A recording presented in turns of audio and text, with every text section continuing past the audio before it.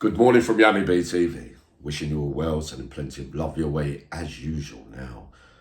No time like the present, I suppose, to get a couple of videos out of the way. I've got one to do after this. I'm not really too happy but the way people phrase things when they use my name sometimes. But hey, I'm not going to jump on it in a negative way. But today, a man you've been asking about for quite some time, I deliver today on certain character traits of the man from East London that they call Vic Dark. And in this video, story time as well, I mentioned Ronnie Osullivan, rest in peace Desi Cunningham and Ronnie Easterbrook.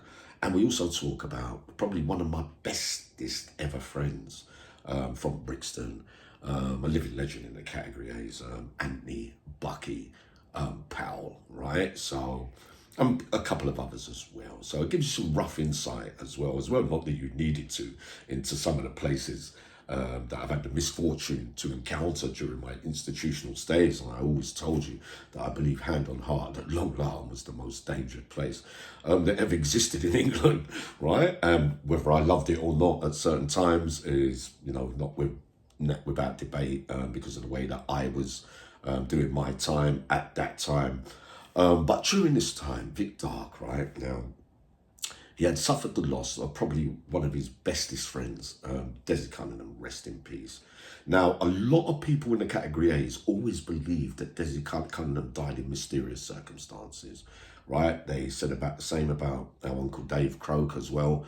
They also, with Ronnie Easterbrook as well. But, all these men were close to Vic Dark. So Vic Dark had to suffer quite a couple of losses, never mind on the outside, but on the inside of men that was really close to him, right? Facts. Now, when that had happened with Desi Cunningham, right, Vic Dark, people used to say he was getting a bit paranoid, thinking that they might try and poison him because he's, some say that he was a raving lunatic. But listen, a lot of people said, let's have it straight. A lot of men, all of us, were probably described as raving lunatics. You would have to be, when you're in the mix, full-time on day-to-day running in those categories, because you're going to be tested.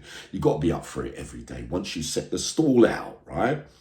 Now, Vic Dark took it really badly. There were times during this time where he would go to the washing machine and put his clothes in for 4 hours to get it all done, and then stand by the washing machine and say, listen, no one's using it, go and fuck off the lot of you, I'm getting all my stuff done. For whatever reasons, he might think things might be getting contemporary. He just was used to move really, really different at certain times. Now, during this time as well, going through that sad time, probably Vic Dark, with the loss of his bestie Desi, there was an incident, right? It gives you some kind of thing into how certain cat A's, how you can, where do the staff go? You mean you can really die in those places pretty easily, right? So they're in the workshop now. Another geezer, one of my mates from North London, East London, right, Sharky, had just left. And now, when certain times when you're in the mix in the cat A's, when you've been shipped out and moved out, a lot of rumours start, but they didn't start while you was there, if you get what I mean. So they're all in the workshop. And there's Vic Dark, a northeastern geezer, a Geordie, right, who's meant to be a bit of a lunatic as well, and a real handful. Used to have it with Vic Dark a little bit. And Bucky, Anthony Powell. So Bucky's taken offence to them slagging off, I think it was a geezer from Liverpool as well called Leroy Gilbert, right? But I never met Leroy.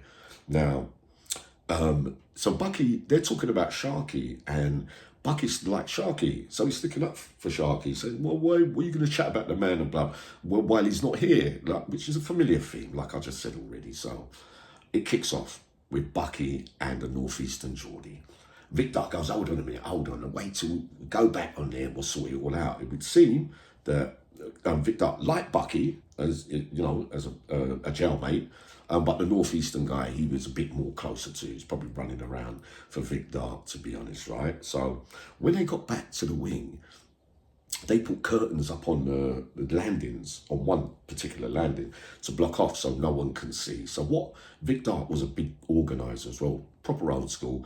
He says, listen, the best way to sort this out is on a one-on-one, and I'll be there, yeah? So, but I think Vic Dark's expecting the North East guy to win, right? Because he could have a row and he's proved himself before, or he's talked like he could, if you get what I mean. So Bucky, as far as I'm concerned, goes down as in my top 5 shortest, hardest men of all time, right? Very, very physically strong with loads of bottle as well, right? So Victor sorts out, organises his straightener. They start to have it. The Geordie guy's a bit bigger than Bucky, right? But Bucky's basically just weighed him in very, very easy, right? Knocked him all over the gaff, and Vic Dark goes, right back. So he goes, what? Baby Tyson, he calls Bucky, right? Vic Dark. But this is Vic Dark to the Geordie geezer. Now listen, you fucking talk a good one. He goes, now fuck off the wing and go on protection. Imagine that, right? So he's in a mess and all that. Vic Dark wasn't having a bar of it, right? No prisoners taken there from Vic Dark, right? So the Geordie guy goes and then he nicknames Bucky Baby Tyson, right? Didn't surprise me, to be honest. I've seen it too many times before from Bucky. Now, Vic Dark was this kind of man, right? When they say he was a bit of a lunatic to do mad things, he would have like 200 quid's worth of canteen, walk up to someone and say, listen, take all that and give 50 quid. Like that. So basically he was giving away 150 for nothing, right? He used to do things like that. And he used to help people who didn't have much, if you get what I mean now. What was the other thing that I had to tell you about Victor? Hold on, the question you're asking me about Ronnie Osullivan now is very important. You listen to this because you're messaging me, asking me certain things, right? I never spent a lot of time with both men, right? Very fleeting moments during my prison career, right? Asking, did Vic Dark used to talk to Ronnie Osullivan in a bad way in front of people and that kind of stuff? Like saying, you're not the only millionaire here, mate, and all that. Now look, when you hear things from prison, right, sometimes it might be that you heard that, but it depends in what sense Vic Dark would be saying that to Ronnie Osullivan, if he did say it.